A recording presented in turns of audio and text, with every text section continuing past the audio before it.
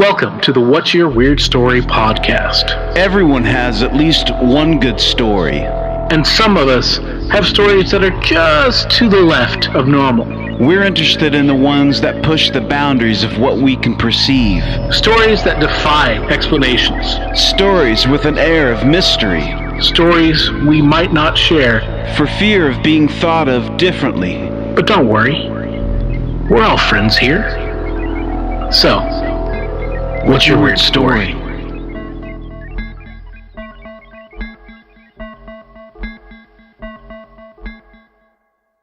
Hello, Weirdsville. Hello, Weirdsville. Hello, Weirdsville. Hello, Weirdsville. How are you? Hello, Weirds. Sounds like somebody's been isolated a bit too long over there. Yeah, I'm in my own universe. I guess it was the conversation about candy that kind of has me, you know. Before we started recording, we started talking about candy. But anyway, I'm your host, Barry Johnston, and with me as always, my cohort in candy knowledge and loving of the sugar, as I do. We're both stocked up on the Toffifee for the coronavirus epidemic outbreak. Mr. Adam Beebe, how are you, sir? I am doing well. How are you, my friend? I'm good. We're hunkering down, man, getting used to a little different way of life, huh? Yeah. It's different, but it's not too different, really, if I'm honest, because I just am at that point in life where I just I work and then I come home and I hang out with my cats, and that's basically what I'm still doing right now, because I can still work by doing deliveries and such. Right. And it's fairly isolated from people, and I don't come in contact with a lot of people, and so I can still do that, which is good, because that needs to be continuing to happen. So, and it will. That's a good thing, is what you're doing, because it'll continue to happen. People are going to stay home and order stuff. It's the easiest thing to do. Mm-hmm.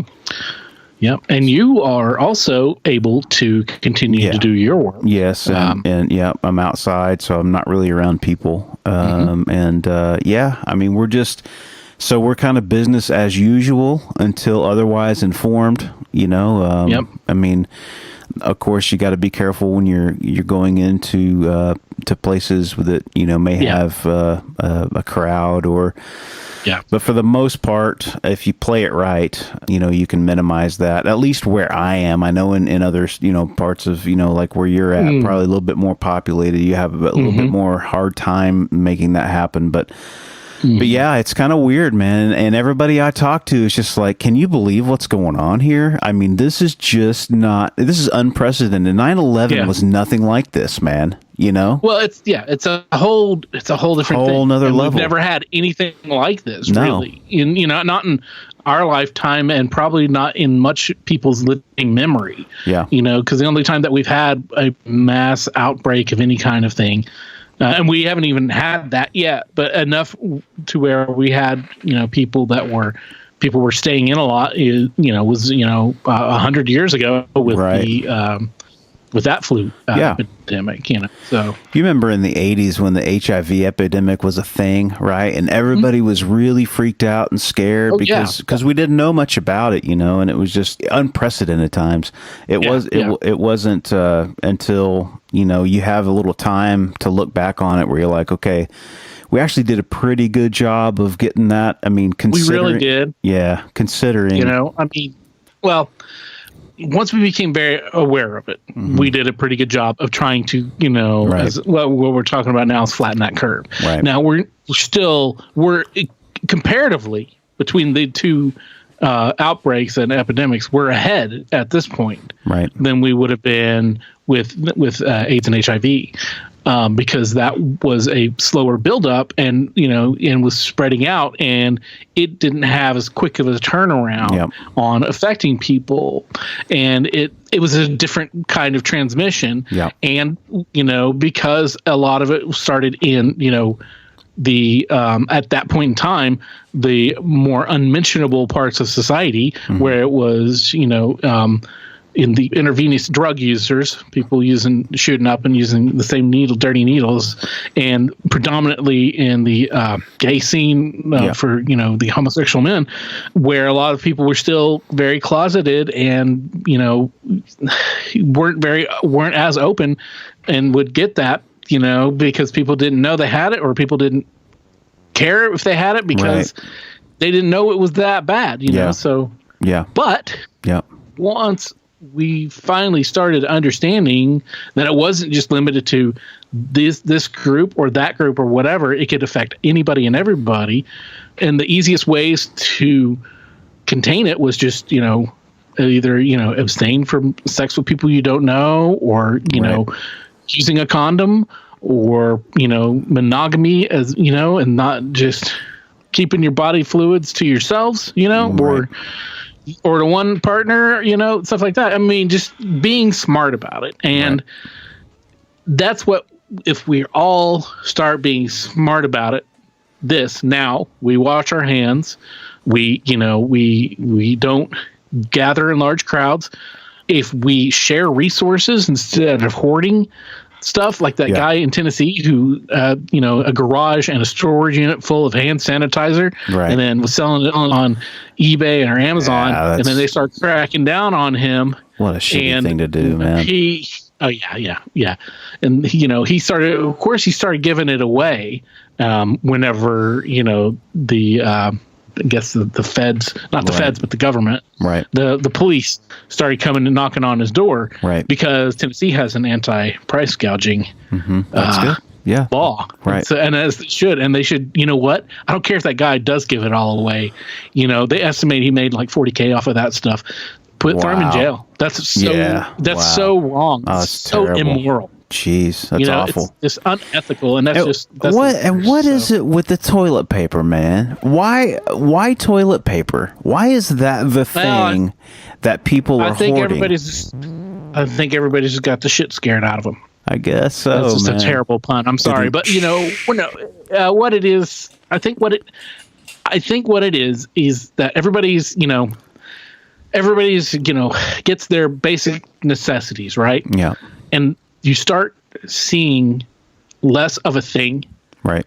And it's just human nature to be like, well, I've got to get it, right? Well, I've got to get what I need, and then some, in case I don't ever have it again. Because what if they never make toilet paper again, Barry? Right. What's going to happen? Yeah, I'll tell you what to do. If you don't have toilet paper, get a bidet. Yeah. You can get them online. Yeah. You can install them, and they're cheap. And and it feels good. It feels good. Squirt up your butthole a little bit. You know what I mean? Well, the first couple of times, your butthole is going to pucker, because you're not going to be used to it. But you will get used to it. You can get it where you can get ones that will even heat the water, where you can control the heat. That's great. I wish I had stock in the big companies, but I don't. But I'm just saying this is a solution, that you can do. And this will be something that you can use when we have toilet paper again, and you will use less toilet paper. You just using water. You'll be clean as a whistle. Yeah. And once you get used to that bidet, it's hard to go back. You know what I'm saying? Yeah. It's hard to go back. Yeah. My friend Marcus has a bidet at his house that he set up. He's very proud of it.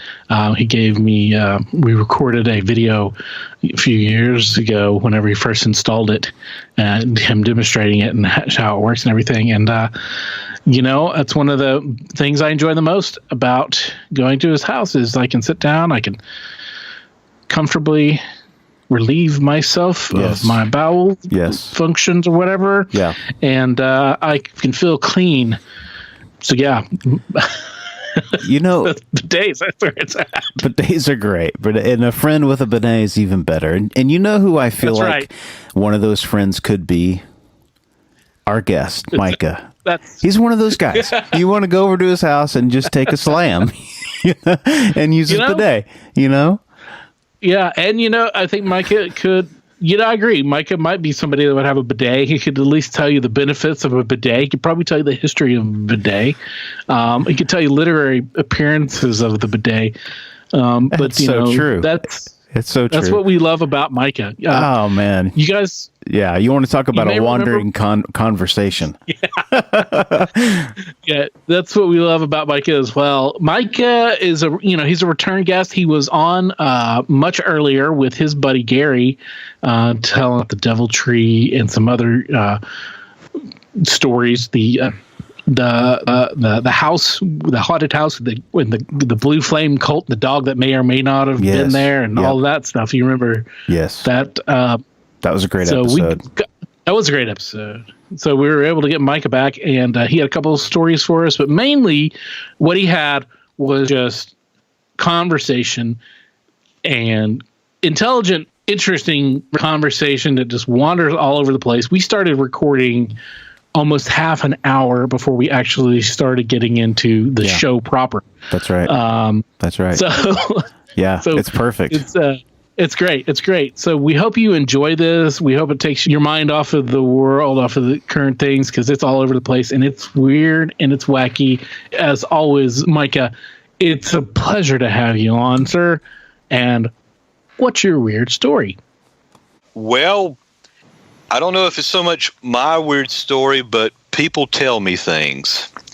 And so I become a living repository of the bizarre and unknown and then supernatural. And living here in eastern North Carolina, there's some strange things that happen culturally, and that I guess maybe we're primed for it. I understand the supernatural is really on the surface of things in the third world countries. Mm-hmm.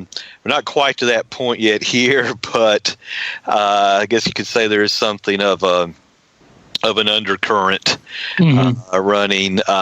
We may have spoken. No, we didn't speak of this last time. We spoke about my friend Gary and I going to that haunted house, I believe, and it's that haunted house, and the dog that wasn't there, and so the blue flame cult or whatever apparently was it, right? Yes. But there was around Washington, North Carolina, a local mojo man, known as our voodoo man or hoodoo man, named Do Buddy, in Washington, North Carolina. And people have been telling stories about him for years. In fact, not too long ago, one of Gary's patients he was working on said that, I was in jail with Do Buddy. And, just, I guess, just like a local prison cell, not maximum lockdown or anything, just local. And he said, Do Buddy said, I'm not standing here. And they said the guy knew he was on the other side of the bars, Wow. One of the famous stories is that he, down in Washington, a place called King Chicken, I think it is. Not Chicken King, I think it's King Chicken. Right. And supposedly he did playing card tricks, and supposedly he threw a card up on the ceiling of the roof, and nobody could get it down until he came and spoke to it, and it came fluttering down or whatever down to his hand. Yeah. Wow. And supposedly a Native American had passed on his powers to him, and he was supposed to pass his powers on before he died. And but apparently he might have been, if I'm not mistaken, he might have been kind of a semi-fixture at King Chicken doing his card tricks and stuff. And I had a student tell me that her friends had been driving their car, and he ran out in front of the car, and the car just stopped in the road. And they said that his wife made him sleep in a cardboard box outside their trailer or whatever is what they were telling me. And but some of this stuff I put together in that comic I wrote for Image Comics, Lorna Relic Wrangler, and used it into a Do Buddy backstory based on actual events.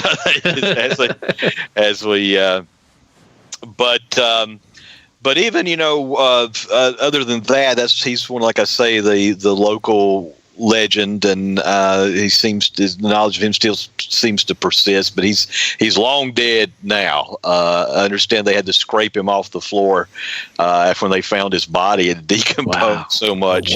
Wow. Oh yeah. That was one of the stories where they would say that people had been to his funeral and he was like walking around the next day, which again that might be a bit much, but that time he wasn't walking off of. But what I love is that Gary said that they brought him into to entertain the school kids with his card tricks, just bring in the local warlock to entertain the kids. It's like that's what you do. Carolina. That's Eastern North Carolina, man. It's but I had a couple former students tell me some interesting stories. One on the side of darkness and one on the side of light that were very interesting.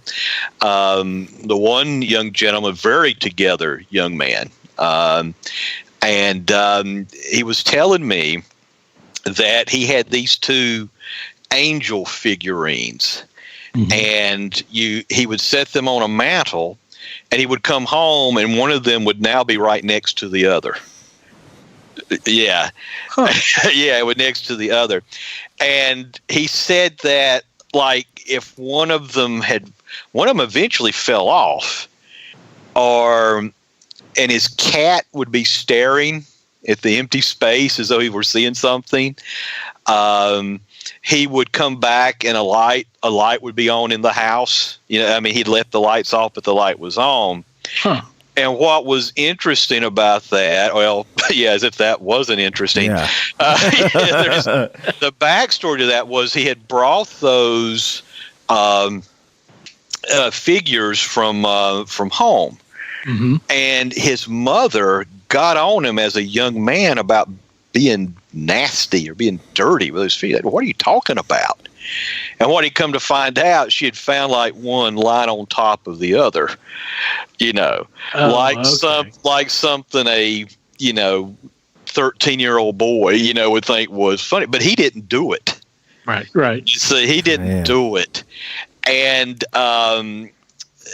to me that really exposes something of the nature of the demonic. That it's just these little punks, these bratty mentality. I mean, it's I know in movies, it's I'm Lord Belasco of the Ninth Circle of Hell. Bend before me, priest. Right. But in real life, it's like, hey, Beelzebub, want to see something? It's like Beavis and Butthead. And I had another former student, tell me that we were talking. I think at the time Paranormal Activity had come out, and he said that his dad was getting ready to go into the ministry, and he said every night the cabinets in their house started slamming by themselves. And then his sister is like, Daddy, there's a shadow in my room and it's getting larger. Whoa. And he rebuked it in the name of Christ, and everything stopped. Wow. And that happened every night in a row, and then it stopped. And he would rebuke it and it would stop. Huh. And would it happen again the following night? Right. He had to fight it every night. Yeah, and then it stopped. It was totally done. Right. Okay. Yeah. But there again, I'm thinking, if demons are fallen angels, and you've come from the presence of God and the splendor of heaven, and now you're down in somebody's kitchen slamming doors to bug them, you're a loser. What don't you have better stuff to do? That's it. Yeah. That's the best. And you've come down from divine splendor to blam, blam. It's just like, wow. Yeah. So, but that's pathetic. And, but again, that was a different guy telling me that story. Going back to the figurines, unless I'm mistaken, that young man told me that his aunt had been messing around with a Ouija board. Oh, okay. And I think there is something to those kinds of things attached to physical, or even people, even if you're not in the vicinity. I mean, or if you may be, or if you are in the vicinity, you're not even involved. Yeah. If somebody is not right with Christ and open to that, it may attach to you, or it may attach to, as weird as it is, a figurine. I've even heard about like a haunted bunk bed, or something attaching to it. And of course, what's going on with that, in terms of how does something attach to that in 3 dimensions are you coming in out of 5 or 6, and how are you intersecting? And, what's the thing? It's just like I said, it's very strange. And the science fiction writer Philip K. Dick, the guy that wrote Do Androids Dream of Electric Sheep that Blade Runner is based on, that movie Paycheck was based on him. Minority Report. Yep. Okay. Wow. He's an excellent writer. Yeah. One of my favorites. But very weird. You need to study his life. Very weird, strange guy. He was doing stuff that was ahead of the Matrix by 20, 30 years, maybe. 20, if not, yeah. Wow. Yeah. And his stuff, was more interesting. I mean, but I've got a documentary on him, and this guy says that they were dropping acid one time, and that Dick suddenly started speaking perfect Latin and saying he was a Roman gladiator. And the guy said he didn't speak Latin. Wow. He didn't know Latin. He said, I did. And he was speaking it perfectly. And I thought, what's the deal? And speaking that, there's no real connection there. And then I was listening to a podcast, and they were interviewing one of Dick's ex-wives, and she casually mentioned that, I think one of his aunts had been a medium, somebody talking with the dead. So there again, especially if you look at his life and his psyche seemed to be kind of fractured. There's some thought that he might have been sexually abused, and that there's how people will split off the personality to cope with it. That didn't happen to me. That happened to so and so. Right. And as a survival thing. And then he began to, he had a twin sister who died when he was young, and she was his playmate when he was a kid. She was the one suggesting things to get him into trouble. So if somebody has already got a sort of a lesion of the psyche there, and you start bringing your medium aunt around, right. He got an opening came through. And I heard the guy who wrote The Exorcist, Peter Blatty, say something along those lines on one of the commentaries. And there's a creepy independent movie. So you may have seen it. I think it's called Session 9. Have you seen that movie where these guys go to? They filmed it at a real old mental institution, one of those creepy looking 19th century. Looks like an old castle. Yeah. And this team goes in to strip out the asbestos and stuff. And while they're there, one of the inmates was possessed, and it starts affecting those guys. And the last shot is like this creepy empty room of one of the inmates, and they find one of the tapes. That's what the session is that they were doing, where they were talking to the alternate personality. Right. It's got this creepy little boy's voice. And the thing in that story gets into one of the guys he feels that his wife is having an affair or something, so he's already susceptible. And that last shot where you're looking at a creepy image of an old picture on a wall with all these other pictures of this little creepy kid, and you're hearing on that tape that little voice say something like, I live in the weak and the broken, or something. It's a very creepy. Yeah, I recommend it. It's a very well done independent film. Little film. Yeah, it had the guy who's it, David. So David Caruso used to be on NYPD Blue. Yes. Yeah, he's in it. He's kind of like the name star. From it. So wow. Yeah, I remember seeing that. It sounded very familiar, and I remember. So I looked it up as we were talking here, and I totally remember that the movie, the cover for the movie. Working in the video store. Back to. Sorry, Barry. Go ahead. No.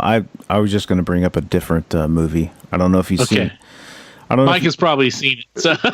Is it okay? There's a documentary. I think it's called Priest, and I could be wrong, but I thought that was the name of it. But the documentary is it's of a Catholic priest that is basically in charge of like demonic exorcisms. Film crew shows up to where he's at in Italy, and it's just about all the people that come see him. Have you seen that, man? No, I have not seen that one. It's really interesting, man, and I don't know what to make of it. You know, like the skeptical side of me is like, man, is that? I mean, it definitely seems like it could be real, but you know, but is it mental illness, or are all of these people possessed, or you know what I mean? It's crazy. Right. It's a crazy movie, but it's a documentary. It's fascinating. Is it maybe? I'm trying to find this. Deliver Us from Evil. Let me look here. Dude. Maybe that. Well, while we're working on that, we'll take another tangent. Getting back to mine, back to Philip K. Dick. Didn't he also believe that our existence, our universe ended, or time ended somewhere around like 55 AD? Yeah, it's like. Yeah, so that's where the Matrix kind of thing came from? Yeah, but his is much more interesting. I've read two different versions of it, but one that's very well known is that he believed that history, that all history stopped in 70 AD with the fall of Jerusalem. Right. And we were still living in the first century, and that all history since was an illusion that the Roman Empire had been fostering. But he also believed that time had started moving again with the birth of some messianic figure.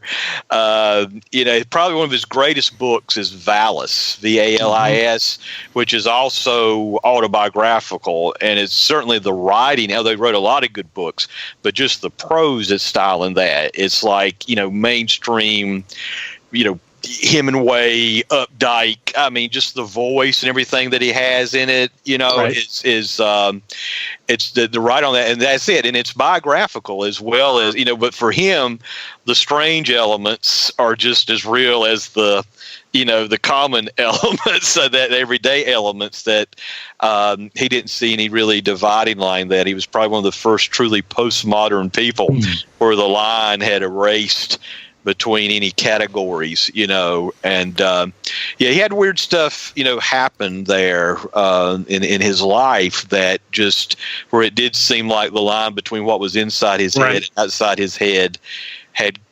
collapsed. I was going to say wasn't Valis the product of some kind of I don't know, vision or experience that was beyond. He believed that he believed he was a first century Christian under Roman persecution, he had actually Robert Crumb adapted this in a little short thing but he had been to the doctor, the dentist. And of course, this is another thing too, is that Dick was taking and dealing drugs, too. I think a lot of amphetamines, stuff. But she brought him sodium pentothal, and she saw that he saw she had that gold Christian fish around her neck, and perhaps the light flashed on that or something, or he saw a pink strawberry flash, and that's when he saw that all the 20th century trappings, he said, were just illusionary, and we're in the first century, and she and I are secret Christians. And I mean, he started putting the decals of the fish on the window with this, so he'd get that pink haze or that strawberry thing. And I don't know what it is with him. He had a cat, I think, named Pinky, and he actually said he saw death coming for Pinky. And a few days later, Pinky was dead. But apparently, he said Pinky gave him a good, pat on the back, basically, or to that effect. It's okay, Phil, or whatever, as he passed on, or whatever. But he said, it was so weird because his wife said he would be here and they'd have the radio playing, and she would say, he would say something like, "They're sending me secret messages," and she said they would unplug it out of the wall and it'd keep playing, Wow. And he was also listening to Strawberry Fields. Notice the pink imagery again. Strawberry Fields, and the lyrics started telling him something was wrong with his infant son, and they took him to the doctor, and sure enough, the kid had a hernia that would have killed him. So, again, there are things in that. It's just like, it's hard to say that's just in your head, Phil, or whatever. Of course, some intuition, some communication. but his whole psyche, his whole element there was it wasn't a healthy. I mean, in that case, something good came from it, but all in all, it wasn't really healthy with him for sure. He, fascinating man though, very fascinating man. And there's a graphic novel adaptation of his life now. I understand. Wow. Yeah. And also Valis, there's a version of it that he wrote that he never meant to be published that can be published, that you can read because he made a gift of it to another really good author, Tim Powers, who did the Anubis Gates and Last Call. They were buddies. And in fact, Dick refers in Valis to one of his Christian friends who's always quoting C.S. Lewis to him and irritating him. And that's Tim Powers. But Tim Powers published that after. So it's interesting because Adam is kind of like an artist's study, that book before the final portrait, which is Valis. And it's called Radio Free Albemuth. And it reads more like the more pulpy pot boiler version, and there's not a lot of overlap, but in Valis they go to watch a movie and the plot of the movie describes is the plot of Radio Free Albemuth, and they actually made a movie of that with Alanis Morissette of all people. Wow. And it was a long time, independent film. It was a long time coming out because Valis is some kind of satellite thing, and they wanted to get their. I mean, probably today looks kind of lame anyway, the way you effects technology. But at the time they were saving, they weren't going to let it go till they could feel like they could get the effects on just that spaceship. And so you can see it. I watched it. It wasn't. I mean, I guess it's worth watching if you're interested in Philip K. Dick, and it's an unusual choice, for them to have made, and it was an independent film, but it's not by far not the best. The book was entertaining enough, but Valis itself was much better written. Yeah. Wow. But anyway, but that like I said, that's the stuff on the side of the dark, and on the side of the light, on the side of the light, I had again a former student, and I saw her and her daughter in Bojangles, and I didn't remember. She remembered when we started talking in line, and then I invited myself, I guess, to sit down with them. Whatever, sure, sit down. So we're sitting there and we're eating, and she says, "Do you believe in angels?" Well, yeah. And she told me the story, and she said that she was in such physical shape of not being able to walk. She was I guess she was walking with a cane. She could not walk without a cane. And she was in Walmart. Okay, here's an example of what Stephen King called the extraordinary within the ordinary. All right, that she's in Walmart. It gets better, both on the extraordinary and the ordinary. She's in Walmart, and she suddenly says, "I smell pancakes. I think I want to go to IHOP." So she goes to IHOP, and there are two men there who come up and pray for her healing, and she's healed. She walks out of that IHOP without a cane, perfectly whole. Yeah. Now I don't know if those guys were angels or if they were just doing their IHOP ministry. I mean, whatever. Right. I mean, that's an effective ministry right there. Yeah. Right there. That's right. Yeah. But what was interesting was that when they were talking about it, she and her daughter had a little disagreement about where exactly the men were when they walked in or something. And what's so very interesting to me about that is, if a cop is interviewing witnesses on a case, if everybody's word lines up detail for detail, you're suspicious that somebody's making that up. Right. But a minor variance in detail, while they both agreed, that they were, and the way she says, like, "No, Mom," is like, it just gave testimony to the reality of it, and the way she just casually referred to it. Like I say, she walked in the IHOP on a cane and walked out on her own feet. Yeah. Wow. So, yeah. Did she describe the men at all? I mean, I didn't go into that with her. And I guess that's one of those things you look back and say, well, yeah, why didn't you tell me? But I guess there was nothing especially exceptional, about them. Didn't look like Brad Pitt or anything, I guess. What if they were like Men in Black or something? Yeah, okay. Like they weren't levitating. Well, they were angels with men in white. But, I mean, still, it could be, who knows? I mean, all the possibilities that are still, out there. That's one of those things I wish I had asked. We were Facebook. I guess we still are Facebook friends, but if you don't have Facebook friend activity, your friends kind of start going down a deep chute. And you never see a message from them when they post and all that. Yeah. So it would be a good question to ask, but I'd assume that there was nothing other than their ability to get a prayer through, or whatever the deal was with them. But completely led there by the scent, which to me is very interesting. It just shows the kind of a rather whimsical side of God's nature. I'm going to give this woman a whiff of some pancakes and get her over here to heal her. Put you in the right spot.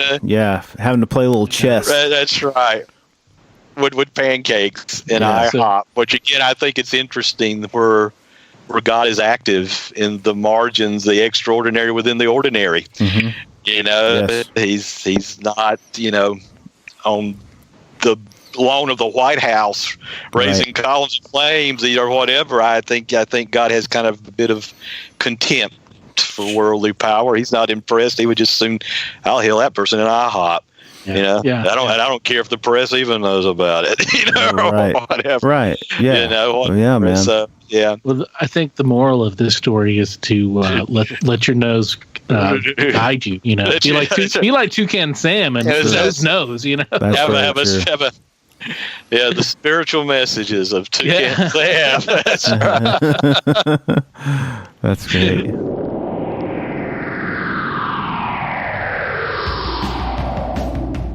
And the girl, the babysitter girl, she picked up the phone, and there was a policeman on the other side, and he said, "We've tracked the phone call, and it's coming from inside the house."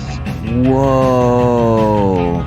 Yeah, dude. I love those urban legend stories. Dude, I do too. And you remember the one where the girl, it's always the babysitter or it's the kids making out in Lover's Lane, but there's the one where the girl comes up and she finds the kids are watching TV and she turns them around and their face has SpaghettiOs. Oh, man. Or the Hook guy. Remember the Hook guy? The Hook was hanging from the rear view mirror. Yeah. So if you got a story that is similar to any of those awesome urban legends, we want to hear it. Because, those urban legends, man, they started off as somebody's true life weird story. It's got to be true somewhere.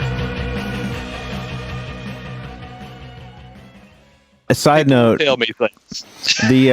The movie I was speaking of was called The Devil and Father Amorth. Okay, I missed that by a mile. But I did see one that they were trying to do some kind of Blair Witchy thing. Yeah, no, this is real. This is real, and this is it's an actual documentary. It's an actual documentary, and I watch it, man, because I'd like to get your take on it. I'd like to see what you think about it. It's really disturbing. I don't know. Well, the movie I'm talking about was so cheesy because it got to the end, and it's like they're having a car. And I've never seen this before, not surprisingly since. It was like there's going to be a car wreck, and the movie stopped, and they put up like a web address. I guess if you want to see what happened next, you had to go home and pull up. It's like, who did your movie this way? This is crazy. Wild, man. That was bizarre. Yeah, that's it. Yeah. William Castle wouldn't have touched that tactic of promotion. But anyway, man, there you go. That's great. Battle between good and evil in Eastern North Carolina. Yes. Now, going back to Do Buddy, have you heard of a character called Tricky Sam? He sounds very similar to do Buddy by the way you were describing him.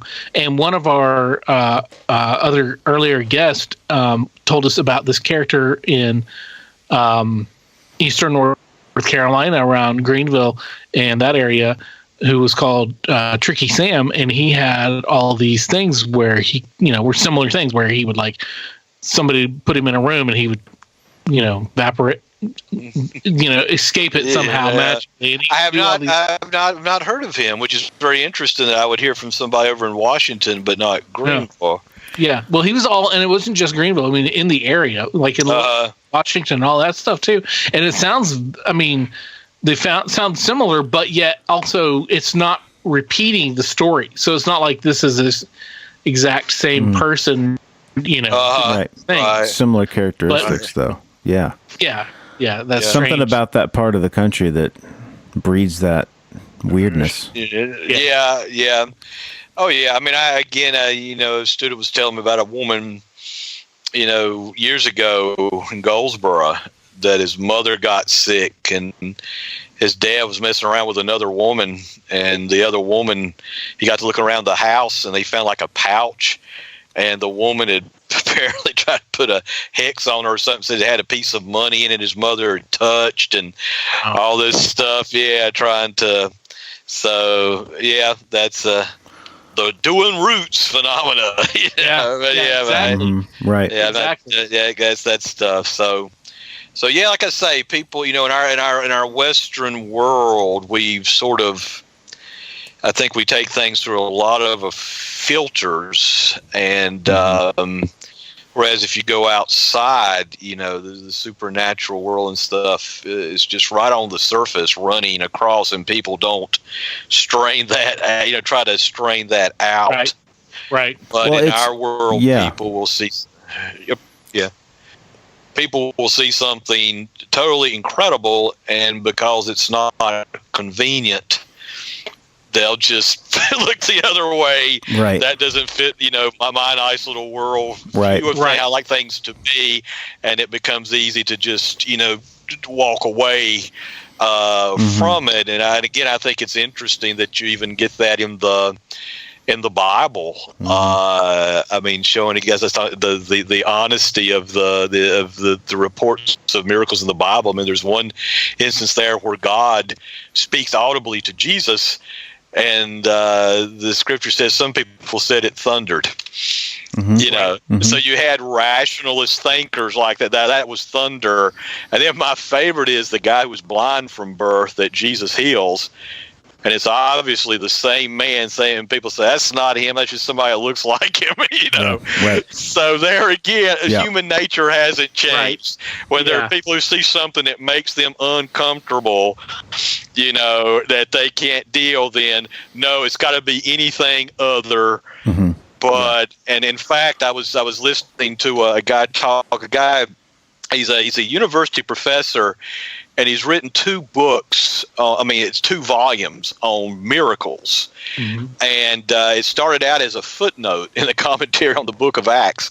But he started these stories, these modern stories building. Including one of a woman who had an organ removed. They had the x-rays to show it.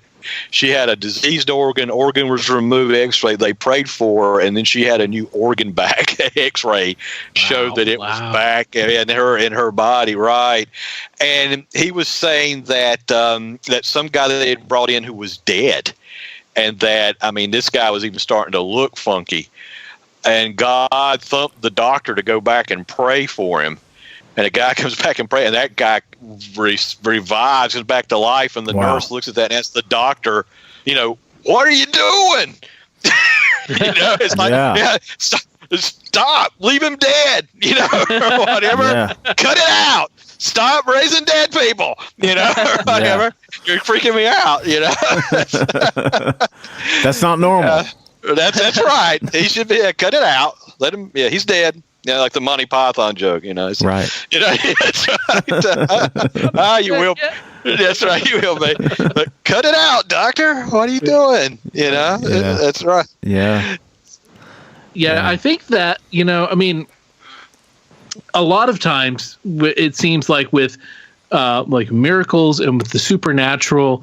And for any of this, it's embracing that kind of like it's embracing magical thinking. It's embracing the possibility for something outside of the normal, the extraordinary, and the ordinary. Like you said, it's opening your mind to that, and however filter you use and you to frame it, because we're all trying to just frame our realities, and it's just if you're I guess if you allow your mind to accept things that are normally outside of your frame of reference, or normally outside of the frame of reality, how you perceive it to work, and then that's where it's supernatural, and that's where it's miracles, and that's where it's all these other things that we can't specifically describe. It's that telepathic thing that we're sort of talking about a little while ago. It's that thing when you think about your friend and they call you haven't talked to him in forever, synchronicity. You know what I mean? Synchronicity, and I say, yeah. Well, I've understand that the very hard line, even like among academics and intellectuals, people like that the hard line materialistic view of the universe and existence is crumbling in intellectual circles. Right. And one of the main problems with that, and I feel so dumb because it's pointed out to me just recently in something I was reading, but it's a lot of what we've been fed in school, that the totally naturalistic view of existence, but that view cannot account for nature itself being here, because nothing in nature has ever been observed to come out of nothing. Nothing in nature has ever been observed. And when you talk about empirical evidence, which is what naturalism falls back on, has been observed to always exist and always go on forever. So naturalism cannot even account for nature being here. That's not just a major flaw in your worldview. That totally demolishes, your worldview. You got nothing to stand on. That's what we've been fed, and given, and we accept it because the teacher said it. He's got a degree. We all just defer to that. But then you stop and think about it. It's like, right, that's totally groundless, And I think that's more agenda driven than science driven. Yeah. I think at a certain point the math breaks down, and then you get into some other stuff that just doesn't make any sense. Our minds can barely comprehend complex math and things like that, and then you start talking about spiritual stuff, and then you start losing a lot of people. Like they just don't want to participate, man. You know what I mean? They don't. To them, that's right. It's not convenient. We talked about this. So. We talked about this a little bit earlier. Is that in sometimes in larger cities, it's a different way of living, and that is neither better nor worse than the folks that live out in the middle of nowhere, but it's two different realities, really. We're all humans, but we're living in different frames of minds, Well, again, I think it's how you say it's how they're framing it, because reality is what's real. That's one thing Philip K. Dick did say. He said, what reality is what won't go away when you stop believing in it. Right. That's true. That's a great definition, man. Coming from Philip K. Dick, reality is what won't go away when you stop believing in it. Yeah, wow. And, but it's that frame, and it's a bit of what the was it Heisenberg? I think the quantum physicist has said it's not nature we observe, but nature exposed to our method of questioning. Exactly. Wow. Yeah, it's that's profound. What if you're asking the wrong questions? Right. And someone else has pointed out that a problem with science is to fall in love with your measuring stick, with your yardstick, right, and refuse to see beyond those 12 inches if suddenly there is something beyond the 12 inches. But no, the 12 inches, I'm in love with my yardstick, and I'm going to I'm sticking to it, right, with that. And because I can see it, and because it exists. Because it exists within my frame of reference. Yeah. Right. But too, the fact is there are abstractions, and I think this is something even apart from spiritual, but there are things that are non-concrete that are real. Think about it. Nobody has ever seen the number 2 walking around. Right. We've seen two of something, 2 fingers, 2 cats, right? But the number 2 is real, but nobody's ever seen it. Right. Musical notes, the vibrations of music and those things. I mean, someone like Beethoven, who is composing death, I think, toward the end of his life, right? You have to ask your question, was that music less or more real for him than the people who could hear it? Because all they heard was this is very Plato, very Platonic, was a copy, a transmission on strings of catgut and violin strings and things, right? They were in they were hearing the form of the pure mathematics in his head, right? And yet it was a copy. Yet we would say, poor man, he never heard his own music. Yet he seemed to be, by being tapped into what we think of as an abstraction, those forms could not exist without something that you can't see, taste, touch. Hear. So there's something transcendent. I believe the spiritual's beyond even that. I know it is, of course. But even that is a form of transcendence. That shows you that mere material, if I can't see it or touch it, I don't believe in it. Sure you do. Yeah. Everybody believes in number 2. Of course. Everybody believes in a musical note. And you've never seen, tasted, or nobody's ever heard a musical note, really. Right. You've just heard the form or perfect copy. Yeah. And again, that's all very Plato, Yeah. Well, even language is the same thing, because you can see you see the representation of the word, and the word is representing, itself. It's saying it represents an idea, or the construct or whatever, and it's all everything is there's so much more abstract than we realize, because we're so familiar with how we perceive and communicate these ideas and these things that we don't even think about it. It's all second nature. So. And that's why we have to use. Oh, go ahead. Sorry. Go ahead. No, go ahead. I was just going to say that's why art and music is important. I mean, that's why it's important to the human race, because that allows you to step outside the mundane and see into someone's representation of what life is. And you hear it in music, and you see it in art, and a beautiful song or a poetry or whatever. I mean, we're an interesting phenomenon when it comes to that. We're weird creatures that are able to emote, and come together. Come together in community. Yeah, and as you say, art will take you beyond, into some, if not into the spiritual, it will take you into some form of transcendence, something that breaks the bonds of the earthly. And that transcendence can come from somebody touching their child for the first time, their baby that's just been delivered, right? But it may be a beautiful piece of classical music when you hit those certain notes. It may be a great film, it may be a great painting, that there is something or something that you read in a story, and the use of language, it's opening a door to something beyond. And yes, and it is intrinsically human. They found the skeleton of a guy who was so primitive, he was carrying a spear, which meant, you either killed, you had supper, you were supper, I guess, right? Whatever, right? But also, along with his spear, they found like a little woodwind instrument on him. Wow. So as primitive as he was an artist. He was a musician, and he had the same pleasure, the same aesthetic rapture or joy as you or I with our headphones. It might have been crude or whatever, but that was the same human spirit in him that was, and that's why great art and great literature is timeless, because human nature doesn't really change. And we have a record, as you were saying, of an artistic expression of a particularly keen mind. If it's a William Shakespeare, if it's if it's a Samuel Johnson, if it's a Michelangelo, somebody who has captured something that is relevant for all times, universal, and we have access to their thoughts, to their vision, these keen artistic minds. That's priceless. That's incredible.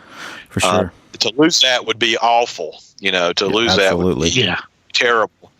And again, people are not really probably taught to appreciate it like they should. And they diminish their abilities to be able to access higher sources of wonder. Right. I've had to work at liking classical music. Sure. Yeah. Right. And I still like rock. I still like rock and stuff like that. But classical music about brushes the floor of heaven. And you listen to that, and that's why in poetry too. And good poetry, well-disciplined poetry, not free form. It's almost like classical music because it's a union of so many things, of mathematics and of rhythm and beauty and aesthetics and sounds. You're just really, it's all very heightened stuff, and you kind of have to develop an appreciation for that. But it's worth it, And of course, that's just a fact of life, isn't it? That about anything worthwhile you have to work for. Exactly. True, anything that you really appreciate, you have to work for. If things come too easy, then you take them. That's right. Take them for granted. You got to work harder to. You got to work easy, man. Yes. You got to work harder to maintain it.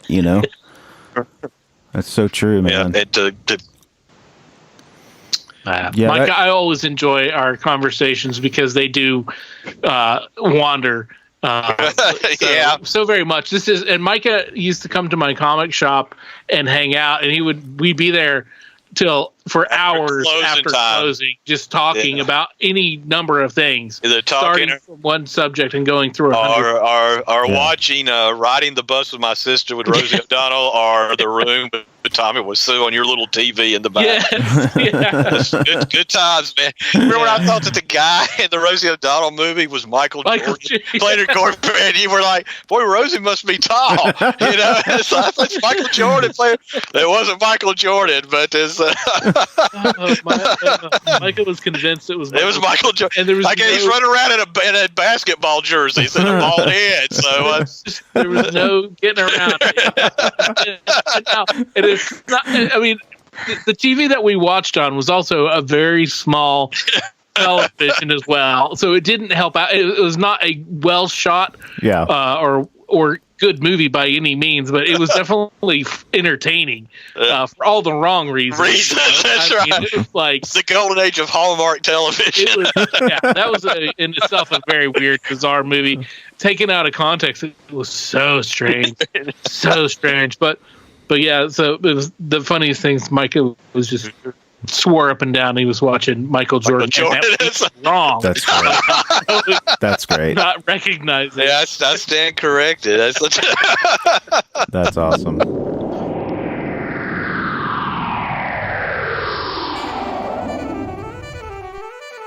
Hey everybody, you're listening to the What's Your Weird Story podcast. You probably knew that already because you're listening or downloaded to the episode off of your iTunes or your Spotify or whatever place you get your podcast from. We want to thank you for listening. We also want to remind you to like us, follow us, subscribe to us, make sure that you get your new podcast episode every week. We'd also like to ask you to rate and review so that we can grow our audience, we can have more friends, we can have more stories.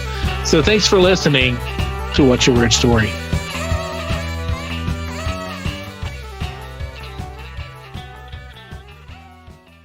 Man, it's been nice hanging out with you guys again. Those are good times at the comic shop, Adam. Yeah, definitely.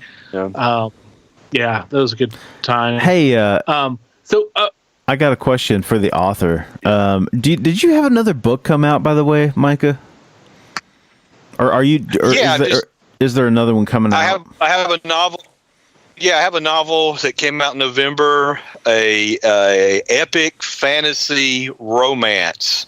Although I'm working on my own particular niche, so it's epic fantasy forbidden romance.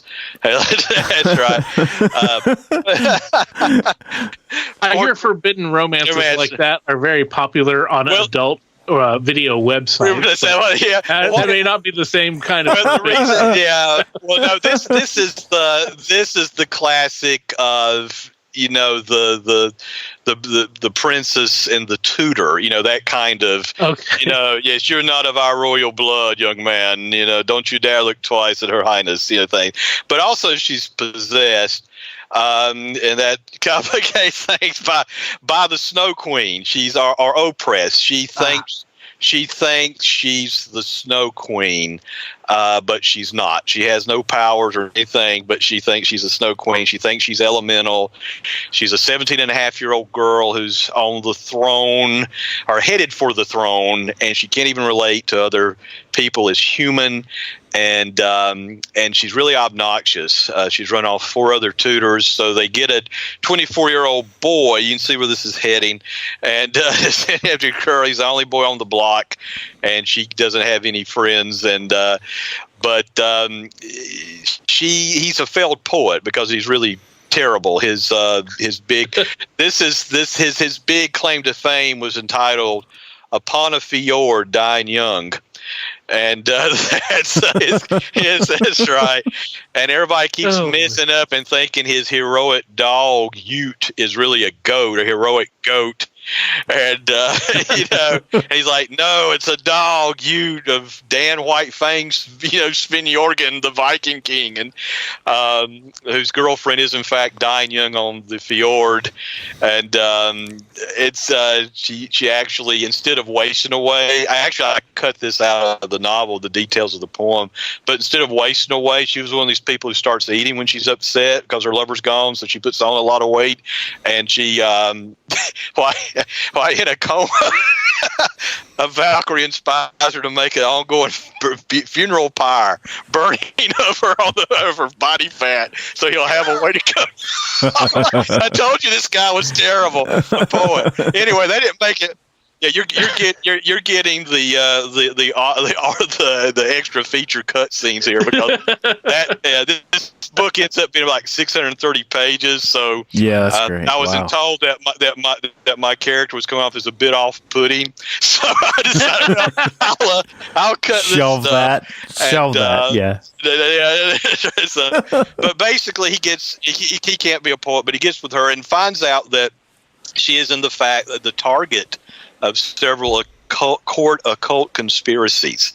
It takes place in the 1840s, an alternate history where magic is real, and basically the kingdom is like the lower third of where Norway would be, and she's targeted because there are different people. There's actually a thing out of medieval lore called the Last World King, who was supposed to be the king right before the Antichrist, who would rule the world.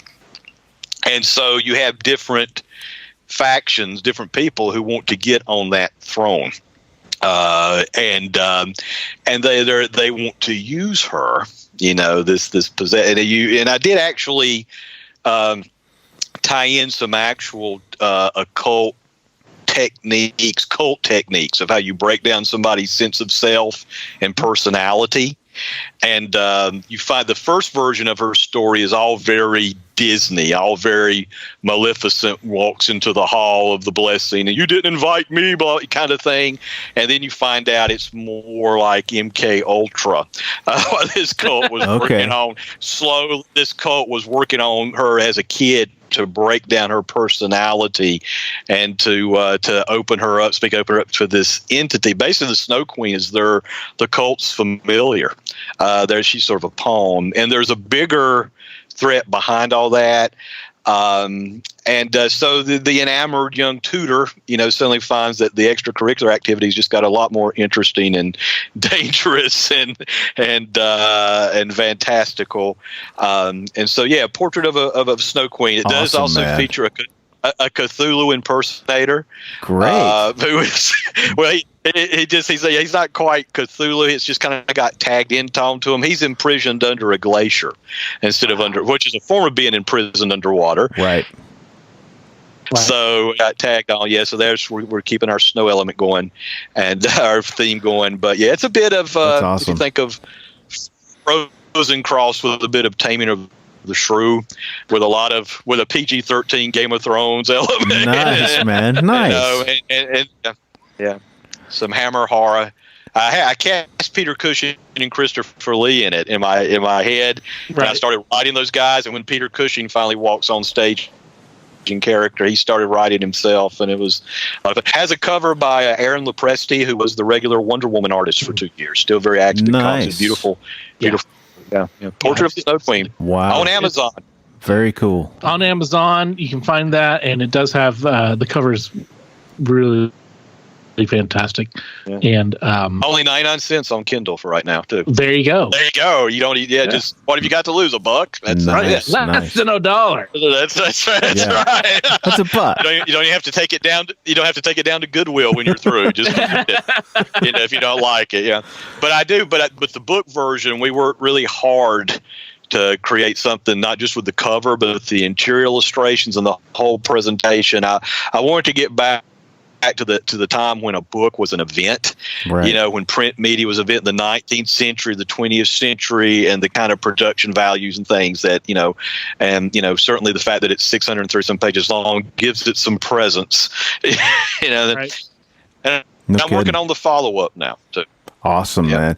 How long of a process is that for you, man? To is this a few year long process of writing a novel? Off and on. That book, especially when it was so long, was probably around 3 years. Okay. And but I did some other things in between. I did a short story, a Lovecraftian short story for an anthology called The Chromatic Court. Okay. That was a spin-off of the King and Yala, the Robert Chambers stories, actually before Lovecraft, but it's been grafted into and I did a story called Tatterdemalion in Gray, which is one where I'll never write anything that dark again. I literally laid in bed and ate over it.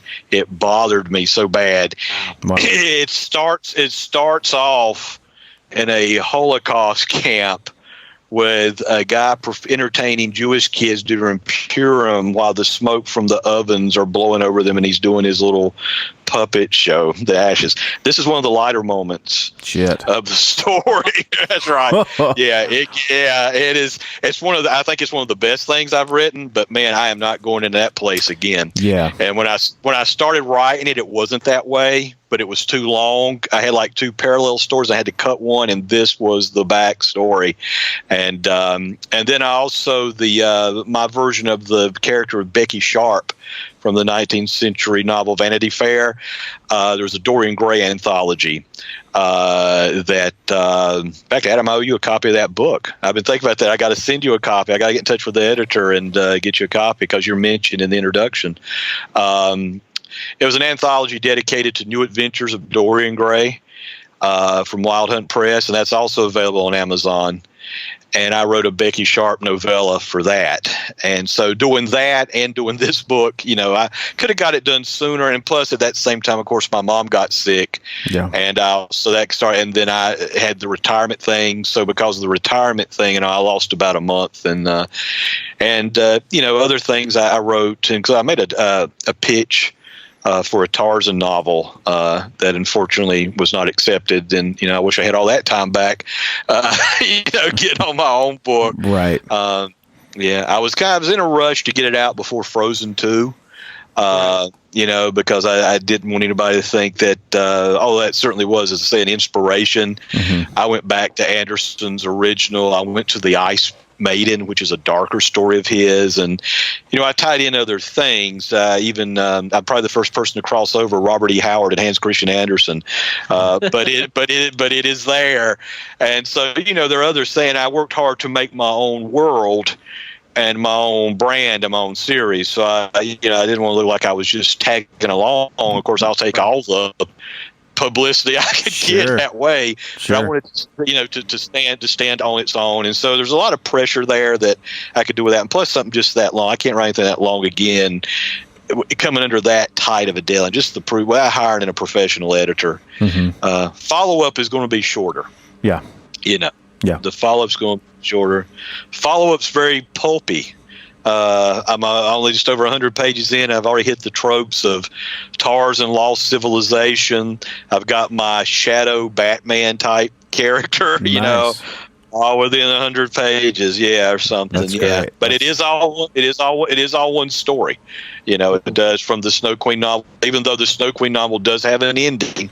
And it does, reach a point, and there, this will take the characters further. But Portrait of a Snow Queen is, a story that works pretty much very much on its own. If it has an open end, there are a lot of all the major plot lines are resolved, except that some characters' fates are up in the air at the end. But it's as much ending as Gone with the Wind is, and people have been reading that for 70 years. It works. And I had somebody actually compare it to the ending of Casablanca. Said they thought the ending was just as held up as good as the beginning. So it's still that's great, man. Is enough of its own thing. Yeah. Very good. Killer. Yeah, thanks for asking. Yeah, for sure. Yeah, well, we definitely wanted to make sure we got that mentioned. Thank you. Because we like to support our friends, and so guys, we hope everybody will check that out, and you get a few bites there for 99 cents. Yeah, and also my website is minorprofitpress.com, minorprofitpress.com. And if you go there are links to not only that, and you can see what some of the people on Amazon had said about the book, and also other links to things I've written, including the most depressing thing I ever wrote, which actually made a guy who gave it that story, Tattered Mail-In in Gray, gave it a great review, but said he had never had a story make him cuss on the first line before. That's right, yeah. And then I've had another guy who the graphic novel Heaven's War. These guys are saying this will give you a headache. So I'm thinking my books need to start coming with a Surgeon's General warning. Warning may induce, rounds of Tourette's level swearing and headaches. But then I get real guts. I dare you to read my story. You don't have guts. You don't have the Will guts. Will you risk your health? I don't think so. You punk. Read my. You want to know what scary is? That's great. Yeah. I'm going to ask a question for our occasional co-host and our resident Bigfoot expert and special correspondent. Have you ever considered writing Bigfoot erotica? I am aware of Bigfoot erotica. It's not in my personal library. That's great. But I did. I think it came out in who was the woman in Virginia, the politician who outed her opponent as being a fan of Bigfoot porn. Yeah. It's like, what is this? Great. And I'm looking at this this is such a bizarre world. It's like a Saturday Night Live skit, and this is But no, I do refrain both from Bigfoot and erotica, and certainly the combination, the twain shall never meet. You're not into that? What's wrong with you? I'm a child of the 70s, man. I mean, Bigfoot. I remember when Bigfoot was the fresh big thing. Yeah. Remember there was a Bigfoot character on the $6 Million Man. Right. Played by Andre the Giant. Really, yeah. And also your Bigfoot. Here's a bit of trivia. For your sometime co-host Bigfoot correspondent. He may want to look this up. I can remember being in high school in the 70s and going through a magazine, and some wine or liquor company, I'm not joking, this was their promotional, they had like a map they had drawn or a thing, and they had buried a case of their alcohol in Bigfoot country. And the challenge was, you go out and did Bigfoot country and you will find our chest of wine and dig it up. This is real. This is a real, that's how big Bigfoot was in the 70s. That wine companies would, bury a cask right in the heart of Bigfoot land and challenge go find it. How many people went out and did that? The 70s were wild. Oh, yeah. That's a good question. Who did it? Yeah, we didn't have. in terms of social media, there was no such thing as far as keeping tabs, but just the fact that they had that it was like a glossy magazine in color map, no telling how much they paid for that.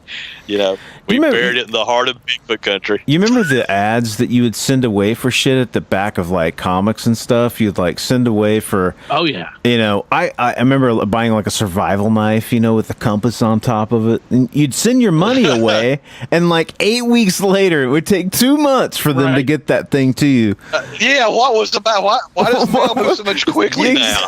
I know. Yeah. There couldn't have been that. There had to be less mail back then. Yeah. To be. Yeah. But it's like maybe it's just because we were kids and it seemed like everything took longer. Yeah. When you're a kid, like you're waiting forever. And now, like at my age, like I have no time at all. When theoretically. No kidding, dude. I get up every morning and I don't have a job to go to, but it seems like I have less time. Right. And that I'm constantly, I told a friend today that my days are like a spool of plain ribbon. You can't cut it off anywhere. There are no defining. Yeah. Except okay, on Sunday I go to church, but then Saturday is just kind of like Friday or Monday or Wednesday, right.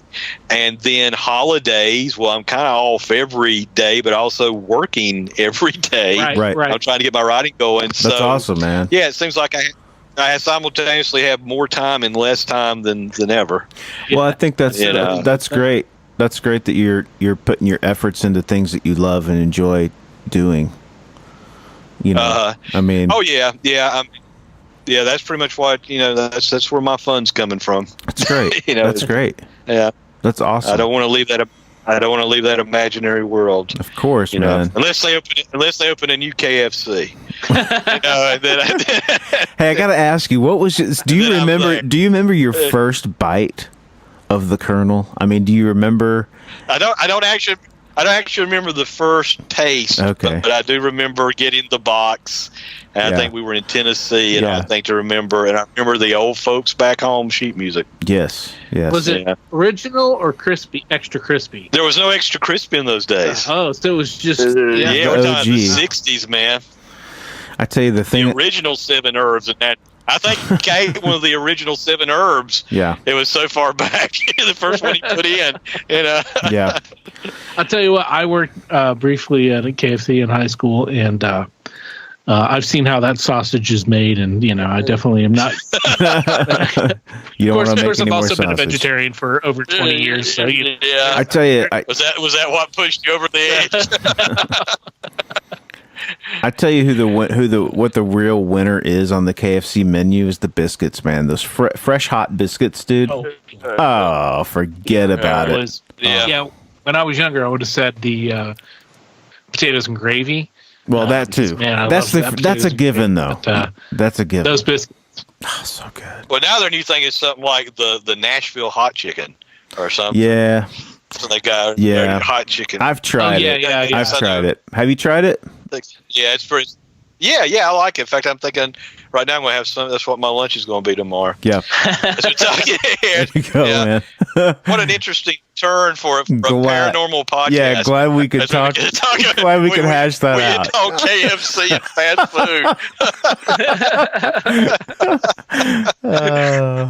food. Looking for that sponsorship. We're working on sponsorship. We're going to be sponsored by the KFC. Yeah. The vegetarian, KFC, the half veg. You have to hit me up for that. If you want to throw some money, man, I'll go back.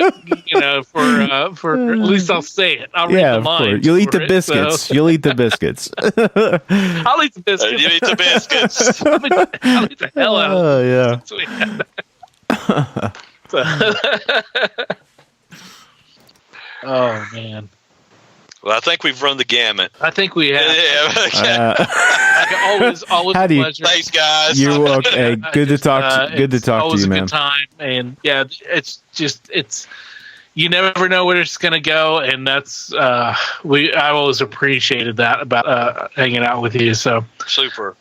Well, you have a good night, sir. We appreciate you being on. And guys, too. Thank you so much for having me back. It's been fun. Been nice. Yeah. I needed this. It's been good for my mental health. Good.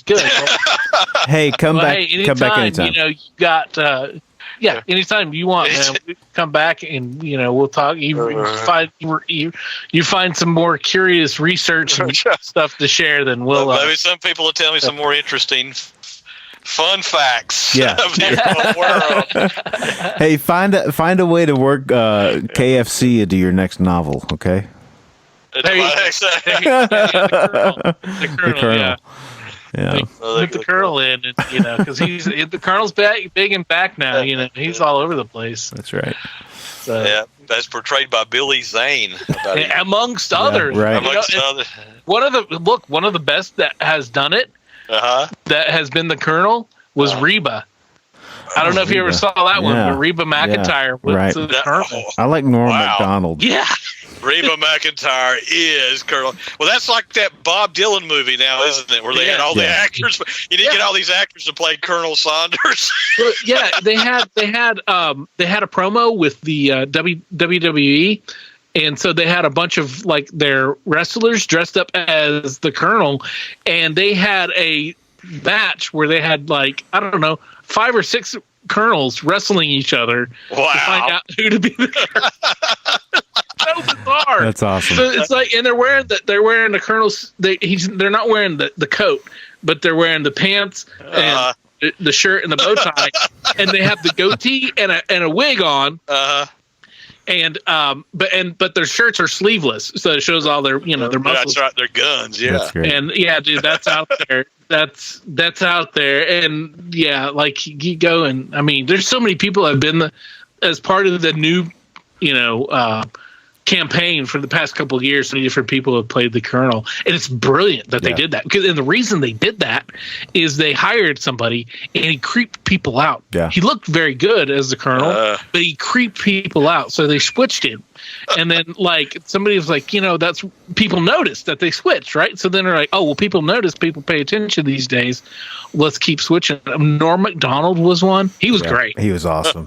As this Canadian comedian who he's already got his own weird way of talking, and being the Colonel. It's so strange, but it works so well because it's Norm. It's that's a weird phenomenon, but it's a really great campaign. He's like a Time Lord now. He regenerates into different Colonel Saunders. Exactly, man. Get the doctor. It's the Colonel from the Time Lord of Gallifrey. He's opening a franchise. Yes. Oh yeah. Rassilon. Have you tried the chicken tenders? They're delicious. Extra crispy. Romana. They're wonderful.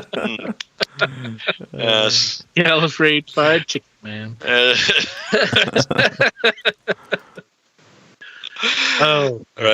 All right, man. We'll let you go. We're gonna. Okay, guys. All right. Thanks a lot again, guys. Great talking with you. All right, buddy. Take care, Mike. See you, man. All right. Bye. All right. Bye-bye. Bye. Hey, that's a nice T-shirt you got on there. Oh, thanks, dude. It's brand new. Do you like that? It's one of the official What's Your Weird Story T-shirts. Where'd you get that? It's funny that you ask. I just got it off the brand new Spreadshirt.com site for the What's Your Weird Story podcast. There's no www. You just go straight to shop.spreadshirt.com/what's without the apostrophe WHATS hyphen YER WEIRD-STORY, and that'll take you right there. I mean, you can never own enough clothing. Well, it's true, Barry. There's t-shirts for the ladies because they're cut differently. There's hoodies, which are really cool. There's 2 different kinds of hoodies, and there's also tote bags, so you can tote your stuff. That's so cool, man. So if you guys go out to spreadshirt.com, What's Your Weird Story? Currently, there are 2 designs, but there will be more going up very soon. So just keep your eyes out for that. And if you decide to get one of our shirts, tag yourself on Instagram to ours or Facebook. Show your love. Show us what you got. Let's see your true colors. I think at this point we've mastered the meandering conversation. Don't you? I think so. That's one of the That's one of my favorite things about talking with Micah is that you never know where the conversation is going to go. Yeah. I mean, it's just going to shoot off, and it'll come back and touch, and then it'll go off again. Yep. And I've known Micah for years, and it's always been like that, and it's fantastic. Yeah, he's versed in so many things. Yeah, so many weird, arcane, and pop cultural things, and it's just fascinating. And and it's true, like he said, beyond the fact that he collects cultural knowledge and pop culture and weird knowledge and stuff like that, people tell him weird stories. People come and tell him these weird things, and it was cool that he had those to share. I think you can see why, because he's such an interesting guy. People probably like to bounce things off of him, and see his take on it. And he's such a good storyteller too. I mean, obviously he's a writer, but a fascinating guy to talk to. Does it get any more Southern than Do Buddy? I mean, that kind of a tale can only happen in the South. Well, and what's so interesting, as we talked about it before, is Do Buddy and Tricky Sam seem to have inhabited that same kind of sphere in the same area. They operated in the same area, and I don't know if it was maybe because I had heard of Do Buddy before. I had not heard Tricky Sam, so maybe Do Buddy was the one who gave his powers to Tricky Sam. Who knows? Right. There'd be a passing of the torch, so to speak. Mm-hmm. Yeah. Crazy. It's weird, man. It's weird stuff, but it's cool. Yeah, it is. It is.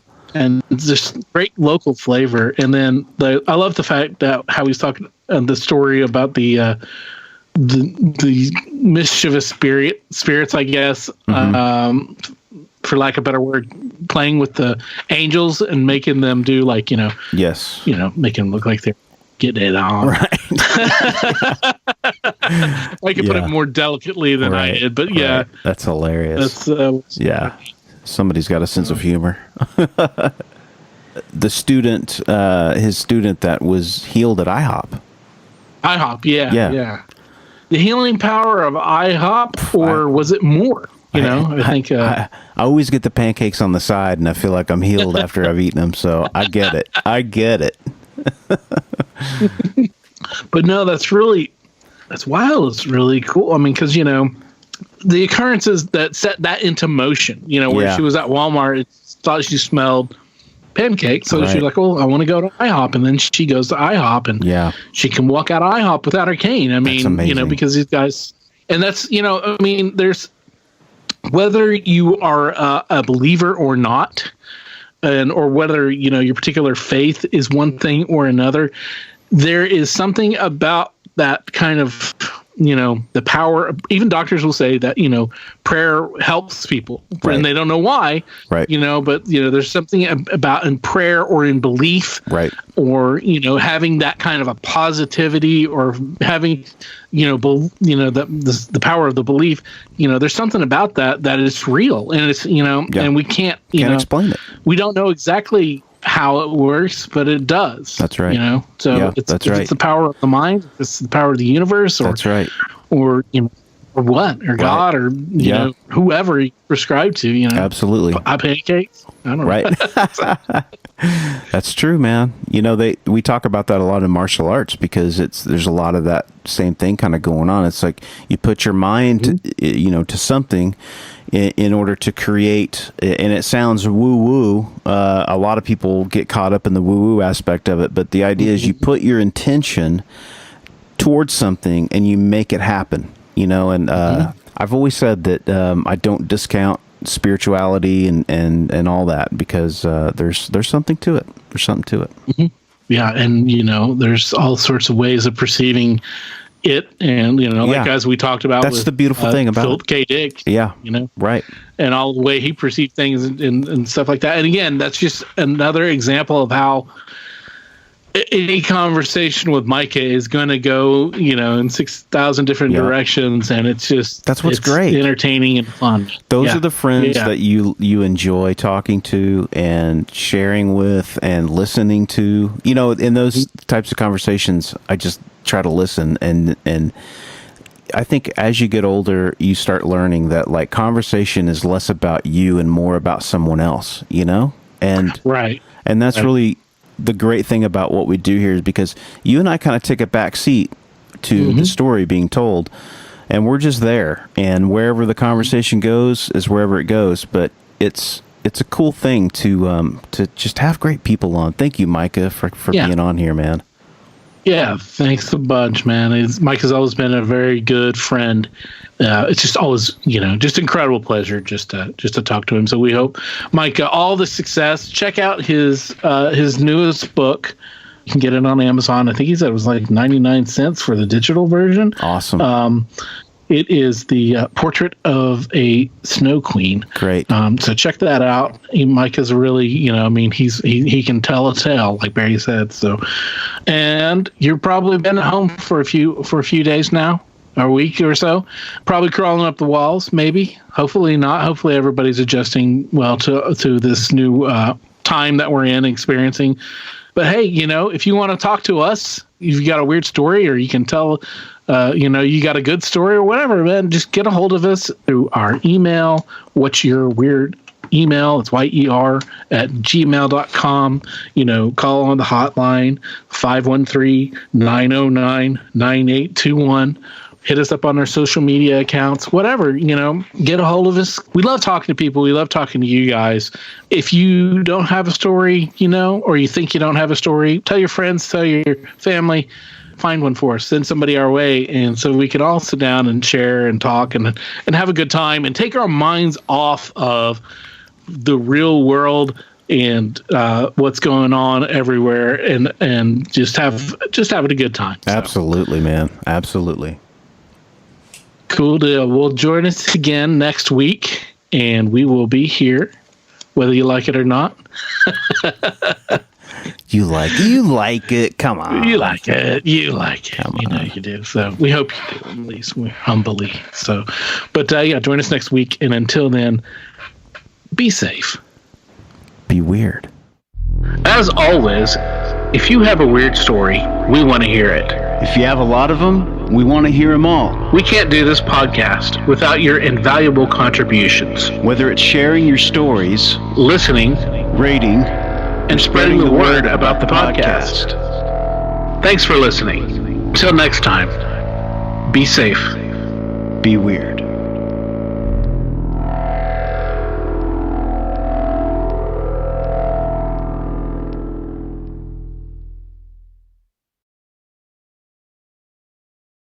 The stories presented on the What's Your Weird Story podcast are, to our knowledge, true experiences that our guests have had.